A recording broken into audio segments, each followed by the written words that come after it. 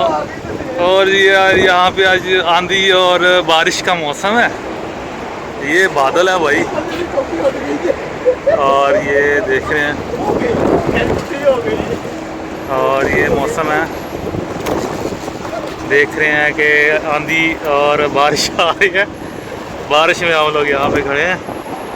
चलो आगे देखते हैं की हो गया।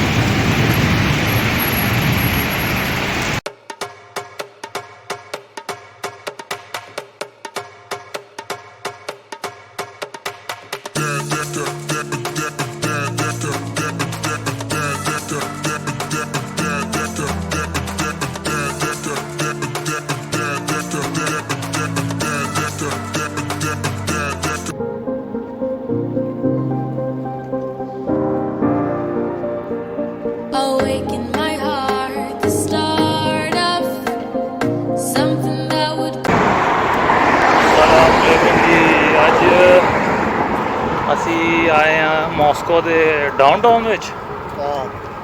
ਡਾਊਨਟਾਊਨ 'ਚ ਉਹ ਪਿੱਛੇ ਤੁਸੀਂ ਬਿਲਡਿੰਗ ਦੇਖ ਰਹੇ ਹੋ, ਉੱਥੋਂ ਤਕਰੀਬਨ ਆਏ ਹਾਂ। ਤੇ ਦੇਖ ਲਓ, ਤੇ ਤਕਰੀਬਨ ਇਹਨਾਂ ਦੀ ਬਿਲਡਿੰਗ ਹੈ ਟੋਟਲ। ਇਹ ਐਕਸੋ ਸੈਂਟਰ ਹੈ ਇਹਨਾਂ ਦਾ, ਪਿੱਛੇ ਐਕਸੋ ਸੈਂਟਰ ਦੇ ਇਹਨਾਂ ਦੀ ਡਾਊਨਟਾਊਨ ਹੈਗਾ, ਬਿਲਡਿੰਗ ਦੀਆਂ ਕਮਰਸ਼ੀਅਲ ਜ਼ੋਨ ਹੈ। ਅਤੇ ਇੱਥੇ ਅੱਜ ਆਏ ਹਾਂ ਜੀ ਦੇਖਣ ਲਈ ਕਿ ਕੀ ਖਾਸੀਅਤ ਇਹਨਾਂ ਦੀ ਬਿਲਡਿੰਗ ਦੀ, ਦੁਬਈ ਦੀ ਬਿਲਡਿੰਗਾਂ 'ਚ।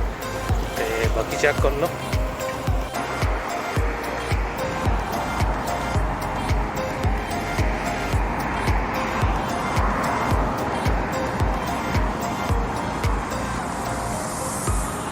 ये अभी अंडर कंस्ट्रक्शन है, और वो सामने बिल्डिंग है जहाँ से हम लोग आए हैं पैदल चल के।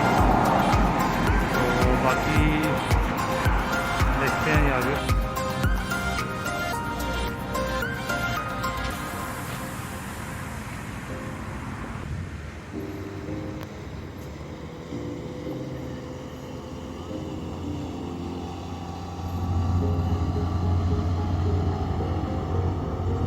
जी इन्हों मोड़ कटन दे रहंदा।